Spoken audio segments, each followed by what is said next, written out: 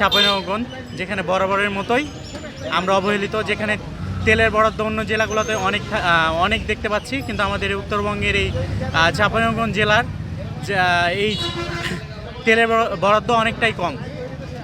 এই জন্য আমাদের যে দীর্ঘ লাইন, এই দীর্ঘ লাইনে ঘন্টার পর ঘন্টা দাঁড়িয়ে থাকতে হচ্ছে। শুধু ঘন্টাই না, 1 ঘন্টা 2 ঘন্টা 3 ঘন্টা দাঁড়িয়ে থেকে আমরা যদি 500 টাকার তেল পাইতাম তাহলে হতো, সেখানে দিচ্ছে 100 টাকা 200 টাকার। এই তেল নিয়ে আমরা কই যাব? এই মোটরসাইকেল চালালে তো 40 কিলো যাবে, সর্বোচ্চ 40 কিলো যাবে। আমার বাড়ি শিখবঞ্জের ওই পেট্রোল পাম্পগুলোতে তো তেল নাই বললেই চলে, ওখানেও সেম অবস্থা।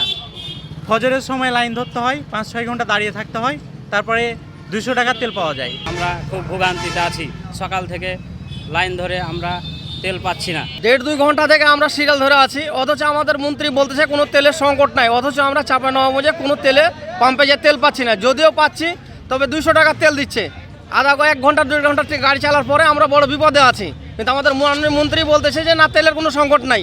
তা আশা করি যেন এই ঝামেলাটা অতি দ্রুত সংকটটা নিরসন হয়।